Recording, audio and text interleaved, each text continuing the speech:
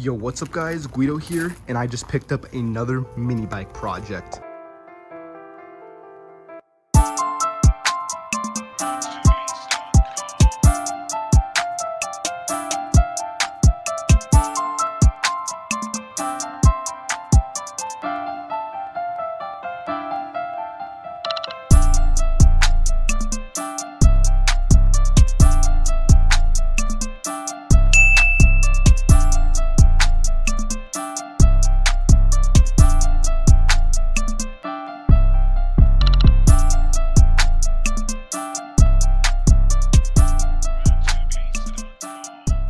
Yo, what is up guys, Guido here, back again with another mini bike video.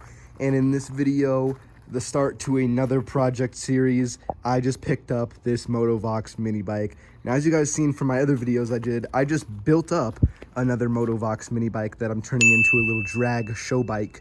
And pretty much this was just a deal that I could not pass up and I could not resist. Like I stated in the other videos, these frames are pretty rare, especially where I live. There's not really a big mini bike scene. So when another one of these Motovox came up for sale, I was like, I have to buy it. So I bought this thing. Definitely isn't as complete as the other mini bike was, that's for sure. It's missing some stuff. You can see for some reason that was cut off there, and it was maybe spray painted a little over 10 times, something like that. So you can tell this one is a little bit more rougher and incomplete than the other one was, but it was also cheaper and it was a deal that I could not pass up. So we are gonna be pretty much stripping this whole entire thing down. You can pretty much see the motor. It's missing a few parts, no pull start, no flywheel. I think the rest is kind of there. I'd have to tear into it and see. But we're gonna see if I can try to get this motor running and sell it and see really what I want to do with this build. Like you can see, look at the buildup of spray paint over and over and over on this thing. So yeah, pretty much I'm gonna just start by stripping this down. I don't really have a plan for this project yet, what I'm gonna do.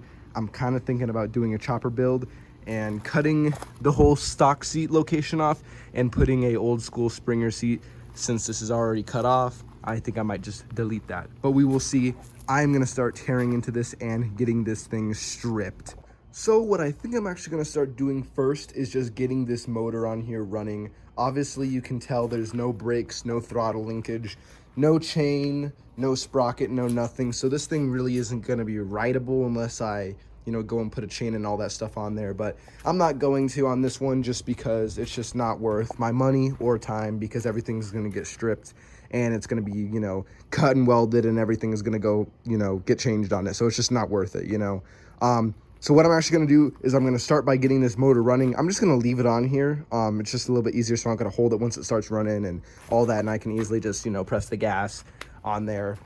So what I'm actually gonna do, I'm gonna pop off the flywheel side cover here, the blower cover, and then I'm actually gonna put a flywheel on here that I have just laying around. All right, and you can see some of the donor parts that I have already here. I might use some more from another motor I have laying around, but this is pretty much the basics I'm gonna use just to get us started. So obviously it's missing a flywheel, so this is a spare Hemi flywheel I had laying around, which should work perfect. And since it doesn't have the flywheel, it doesn't have the nut, it doesn't have the pull start cup, none of that, it doesn't have the fan. So all that right there is gonna go on there. And then you can just tell that this is kind of busted up and something hit it right here because it's dented in pretty badly. So this got dented and tweaked pretty badly. I'm just gonna be removing that altogether and just putting on a new one from the other motor I have. I'm not gonna use this on my other motor anyways because I'm gonna do a different side cover or a flywheel cover. So what I'm gonna do is just go ahead and just put this on here because it's not gonna get used, so I might as well throw it on here. And plus it'll make it look brand new, and it already has the pull start and everything that I need, the new switch, all that for it. So I'm gonna go ahead and start disassembling this whole thing here so then I can go and put all this good stuff on there. All right, so what I'm gonna do is I'm gonna start by removing the 4 8mm the flywheel cover bolts here. Now there's one up here. That one got removed. The one up in this corner is already missing, so even easier, I don't have to remove that. There's one down here. And that looks like it's it because the other ones are missing. So perfect, even easier to remove. All right, there we go. And now I can go ahead and disconnect the switch from this side. All right, and with the switch all unplugged, you can see it just unplugs with these bullet connectors. It's pretty easy, it just slides straight out. And you can tell, look at right here, this thing has been hit pretty bad there, and it gets even worse. This thing is all messed up underneath here. You can see this is all bent. So it looks like this was scraped probably either on this bike it got hit, or either on a different bike it got hit pretty bad and then scraped up against the ground. So who knows, this thing's toast. I'm gonna get rid of that, and now I'm gonna go ahead and put the flywheel on this thing. All right, so I'm just gonna go and throw this flywheel right on here. Get the keyway lined up.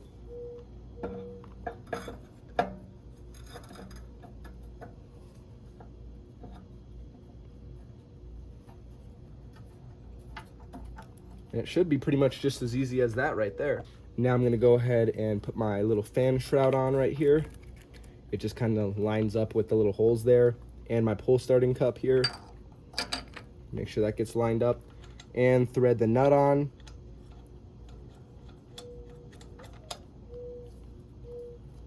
Just like that. And then I'm using a 19mm socket to tighten this nut on here. Perfect. And there we go, with it all installed. You can see this motor seems like it has pretty decent compression actually. And yeah, that looks perfect to me. I'm not gonna mess with the coil gap. It doesn't really look like it's been messed with, and just from me eyeballing it, it looks like it's on there, you know, the way it should be. If it doesn't start, then I can adjust it and use a feeler gauge and get it exactly what it's supposed to be, but I'm not even gonna bother with it. As long as it fires up, that's good enough for me. So now what I'm gonna do, I just have my side cover here, which is practically brand new, that I got off of my donor motor. Just gonna line up the bolts here and then just snake this thing through. All right, so now what I'm gonna do is I'm gonna reinstall the two 8mm bolts that came off of this. I'm gonna put one up here, because that's where the ground strap is, up here for the kill switch. There's that one installed. And then I'll do one down here. All right, now I can tighten them down.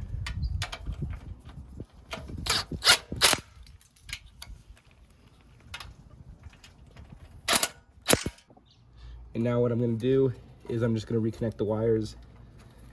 So you can see the bullet connection here. This one is the female, this one's the male. Connects just like that. You can slide the little green protective over it, and then this one is the male and this is the female. Plug it in, and just like that, all that stuff's all connected on there. All right, and you can see it's all installed. It looks even better now that the pull start's on there, but you can tell that this carburetor is just disgusting, and I'm sure if it looks gross, it's probably gross on the inside. That's the one downfall about these Predator 212 motors. The carburetors suck and they get clogged up so easily. So I'm gonna guess that it's probably, you know, clogged, and it's probably all dirty. The jets are all probably clogged and dirty. And then plus with this airbox being broken and not on there, water, dirt, stuff could have got in. So what I'm gonna do is I could just drop the float bowl and clean this thing and blow out the jets and everything. I actually have a video in the top right here. You can click on how to get a mini bike motor that's been sitting for a year running, and in that video I do a whole carb clean on this thing. I also have another video too where I show you guys how to rejet a mini bike carburetor, so if you want to watch that, that'll be in the description below as well. So like I said, I could just clean this out. I've already made a video on that and done that. So instead of just cleaning this out and wasting time, like I said, I have another brand new donor motor that has a stock mini bike carb that I'm obviously not going to be using. It's going to get thrown away if I don't use it, because I'm going to do a 28mm Mikuni. So I'm just going to throw that stock mini bike carb up on here along with the new airbox, and it's going to look like a brand new motor, and it's going to act like a brand new motor because it'll have a new carb. So instead of, like I said, wasting my time cleaning this, I'm gonna just swap the new carb on over. And check it out, look at all the new carburetor parts I got for this motor that are just gonna go straight on. It should be pretty much an easy little bolt up, and I don't have to clean the carburetor, nothing. I can just throw on these new parts.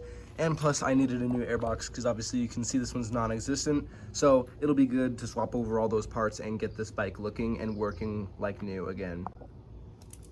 So I'm gonna take this airbox and carburetor off with these two 10mm nuts right here. There's one, there's two, and now this little cover can come off. well, the air box, I guess, if you will. So now that can come off, that can get thrown away. I have this gasket here, and then take that off. This can kind of come pulling out a little bit right here. All right, and I got my vice grips on that gas line right here, the fuel line, so it doesn't spill fuel everywhere, hopefully. I'm gonna slide up on this clamp, lift this clamp up a little bit.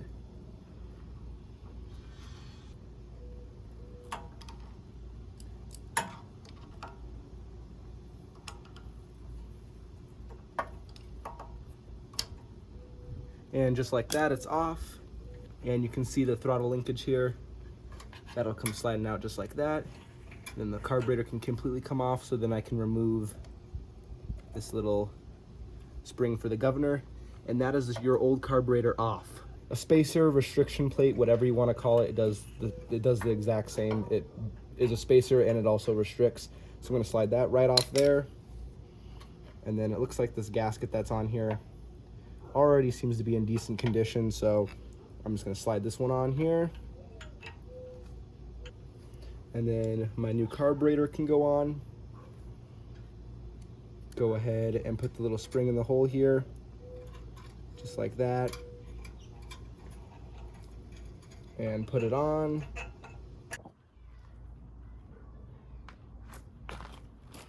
Then what you can do is slide your throttle arm link in.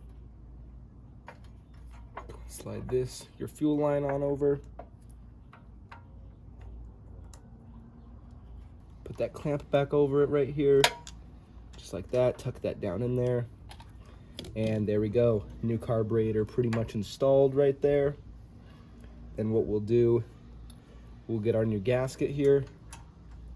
Put the new gasket on over, just like that. Make sure everything is all lined up and working. Go and put your choke arm back over. And then now you can get your air box.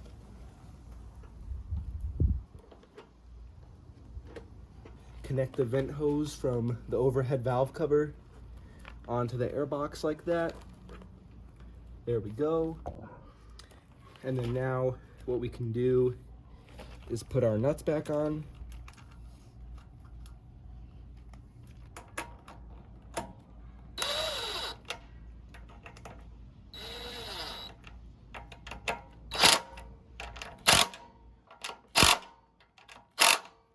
There we go, just like that. And you can see I just slid that off. I'll slide on the new one, on the new air box here, just like that. And then go and put the clamp back on over, just like that. Now that's all installed. Now I'm just gonna check the oil real quick to make sure it has oil.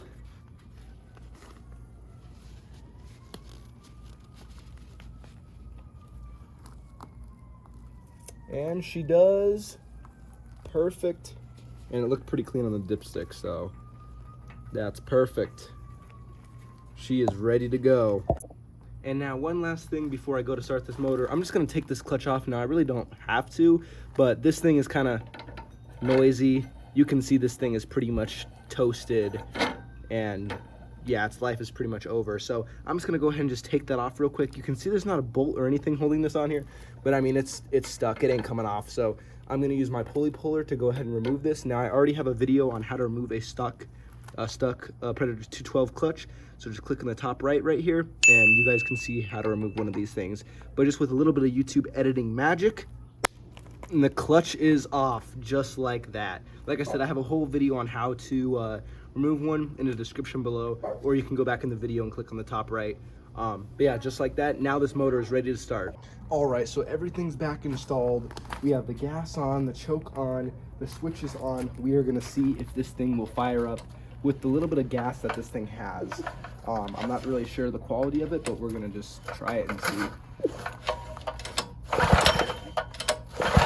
All right, I just switched it to run.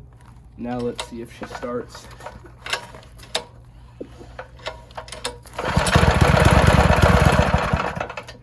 she's almost wanting to start.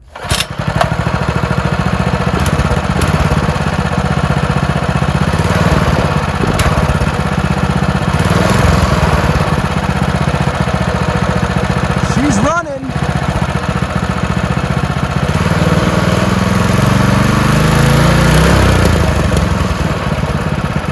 You can kind of see it's smoking a little bit.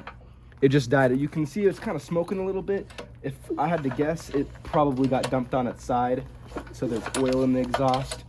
All right, now she's running good. It was kind of dying. The only thing I can think is maybe the oil sensor was cutting it off because it was leaning over so much.